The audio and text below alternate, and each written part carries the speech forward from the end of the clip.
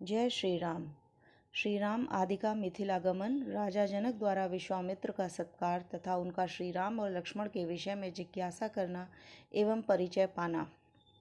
तदंतर लक्ष्मण सहित श्री राम विश्वामित्र जी को आगे करके महर्षि गौतम के आश्रम से ईशान कोण की ओर चले और मिथिला नरेश के यज्ञ मंडप में जा पहुँचे।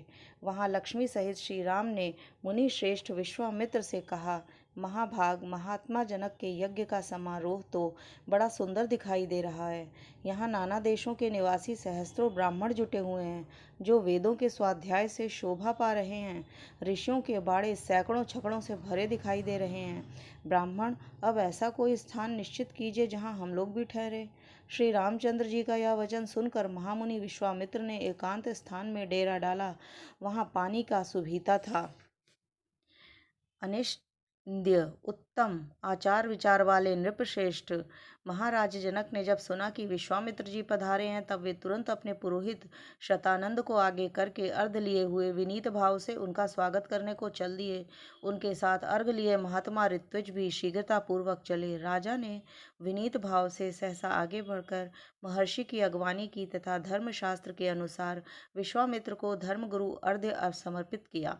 महात्मा राजा जनक की यह पूजा ग्रहण करके मुनि ने उनका कुशल समाचार पूछा तथा उनके यज्ञ की निर्बाध स्थिति के विषय में जिज्ञासा की।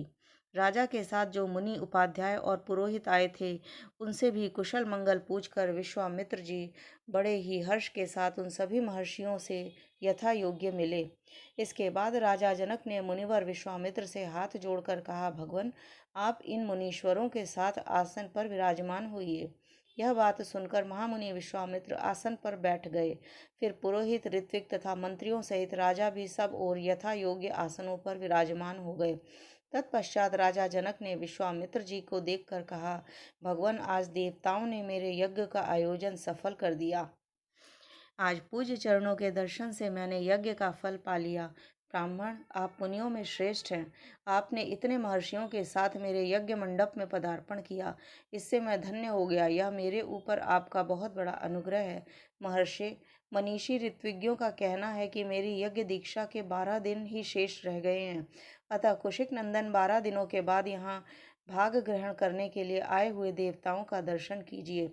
मुनिवर विश्वामित्र ऐसा कहकर उस समय प्रसन्न मुख हुए जितेंद्रिय राजा जनक ने पुनः उनसे हाथ जोड़कर पूछा, महामुने, आपका कल्याण हो। देवता के समान पराक्रमी और सुंदर आयुध धारण करने वाले ये दोनों वीर कुमार, जो हाथी के समान मंद गति से चलते हैं, सिंह और सांड के समान जान पड़ते हैं, प्रफुल्ल कमल दल के समान सुशोभित हैं, तलवार, तरकश और धनुष धारण किए हुए हैं, अपने मनोहर रूप से अश्विनी कुमारों को भी लज्जित कर रहे हैं, जिन्होंने अभी अभी यौवनावस्था में प्रवेश किया है, तथा जो स्वेच्छानुसार देवलोक से उतरकर पृथ्वी पर आए हुए 2 देवताओं के समान जान पड़ते हैं।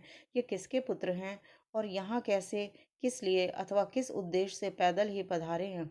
जैसे चंद्रमा और सूर्य आकाश की शोभा बढ़ाते हैं, उसी प्रकार ये अपनी उपस्थिति इस देश को विभूषित कर रहे हैं। ये दोनों एक दूसरे से बहुत मिलते जुलते हैं। इनके शरीर की ऊंचाई, संकेत और हैं। मैं इन दोनों काकधारी वीरों का परिचय एवं वृत्तांत यथार्थ रूप से सुनना चाहता हूँ।